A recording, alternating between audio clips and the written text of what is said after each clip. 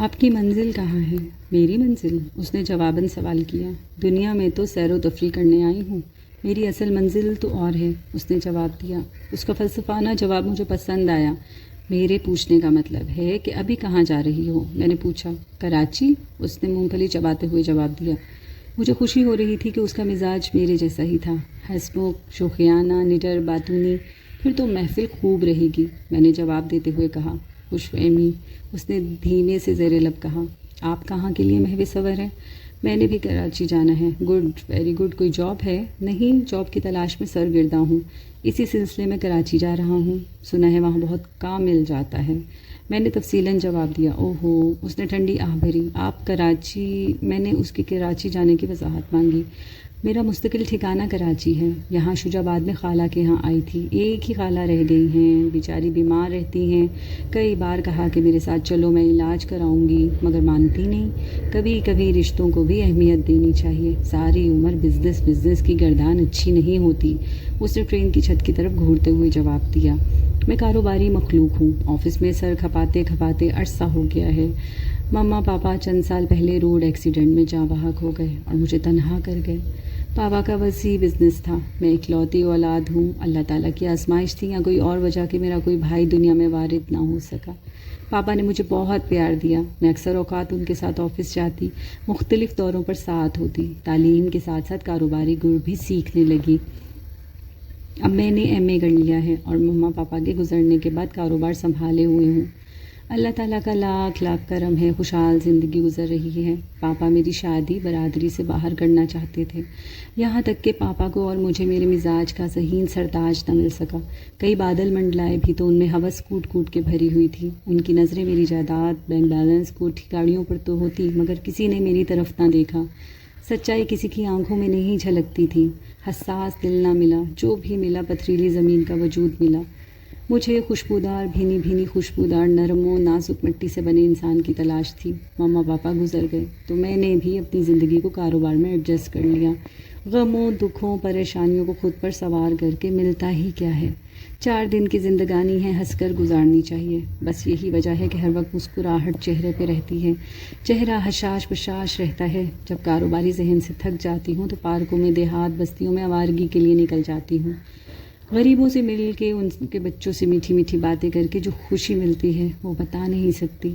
خود کو غموں دکھوں کا مکیں بنا کے ملتا ہی کیا ہے؟ بس یہی اپنی زندگی ہے۔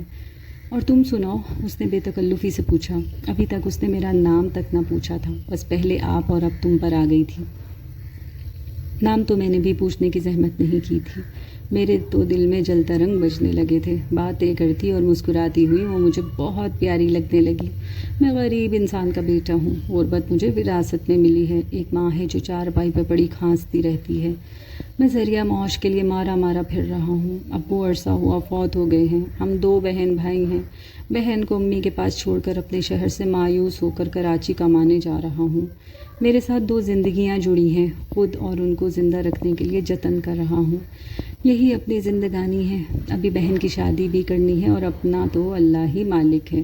میں نے آخری جملے پر زور دے کر کہا اور پھر خاموش ہو گیا۔ جو ہی میں خاموش ہوا وہ مسکرا دی۔ میری غربت پہ ہنس رہی ہو؟ میں نے ناگواری میں پوچھا۔ ارے نہیں، میں تو تم پہ ہنس رہی ہوں کہ مرد ہو کر حالات سے لڑنے کی بجائے حوصلہ چھوڑے بیٹھے ہو۔ مایوسی اس کے انگ سے لپکتی ہے۔ ارے نادان جوان ہو، پڑھے لکھے ہو، پھر مایوسی اداسی کیوں؟ ابھی باتوں کا سلسلہ جاری تھا کہ ٹرین نے رکنے کا اندیا دے دیا۔ یوں ہی گاڑی اسٹیشن پہ رکی۔ میں نیچے جانے کے لیے اٹھا اور اس حسینہ سے عرض کی کہ یہیں رکنا، میں کھانے کے لیے کچھ لے کر آتا ہوں۔ گاڑی میں چائے، گرم انڈے اور جانے کیا کیا بیچنے والے آئے تو تھے، مگر میں نے کچھ نہیں لیا تھا۔ مونگ پھلی اور نمکوں سے گزارا کیا تھا۔ سادہ پانی کی بوتل ویسی ہی پڑی تھی۔ سردیوں میں پیاس کم ہی لگتی ہے نا آپ کو؟ اس نے مجھے جانے سے روک دیا۔ میں جاتی ہوں، پتہ ہے آج کل لڑکیوں کی زیادہ چلتی ہے، اور میں خوبصورت اور حسین بھی ہوں، ہر دوسرا مرد میرا دیوانہ ہوگا۔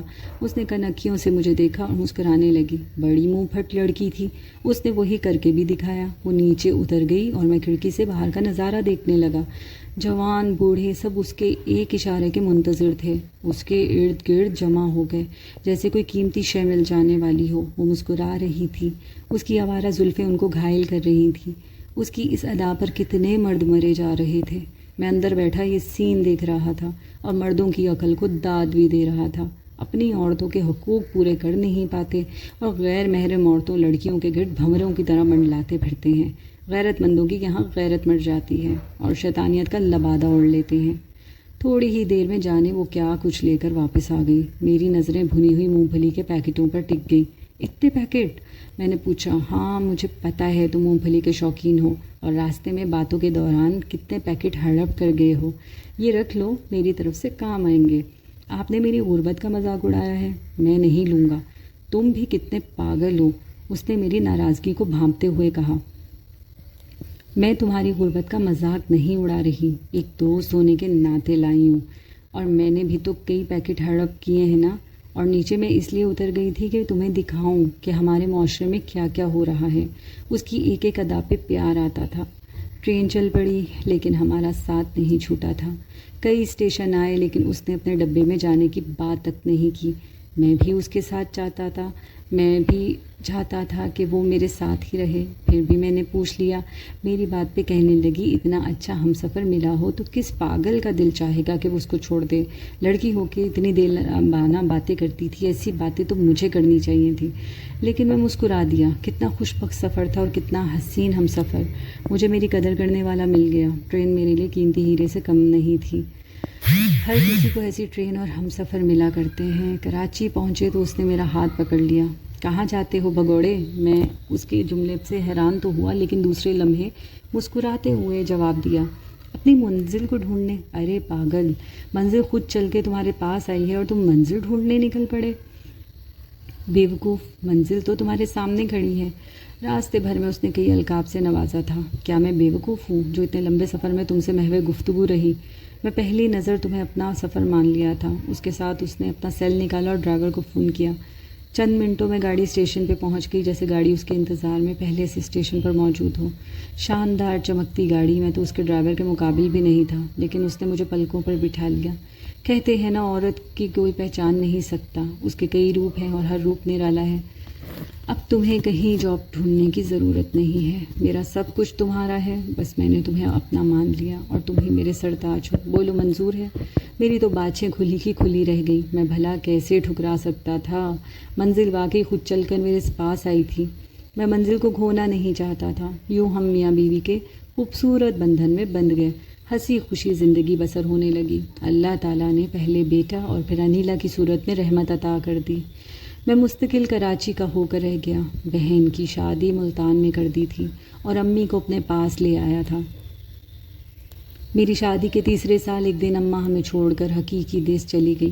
غم کی ان گھڑیوں میں میری ہمسفر نے بہت ساتھ دیا۔ اس کا سہارا نہ ہوتا تو میں کمزور پڑ گیا ہوتا، لیکن قدرت خداوندی کو کچھ اور ہی منظور تھا۔ میری بہن اپنے گھر میں خوشباش زندگی جی رہی ہے، لیکن میری چنچل سی ہمسفر میرے ساتھ نہیں ہے۔ میری منزل کہیں کھو سی گئی ہے۔ آج اس کی یادیں، اس کی باتیں ہیں، اس کا کاروبار ہے جو میں نے سنبھال رکھا ہے۔ انیلا ایف اے کر رہی ہے اور بیٹا MSc کرنے کے بعد اعلیٰ تعلیم کے لیے انگلینڈ چلا گیا ہے۔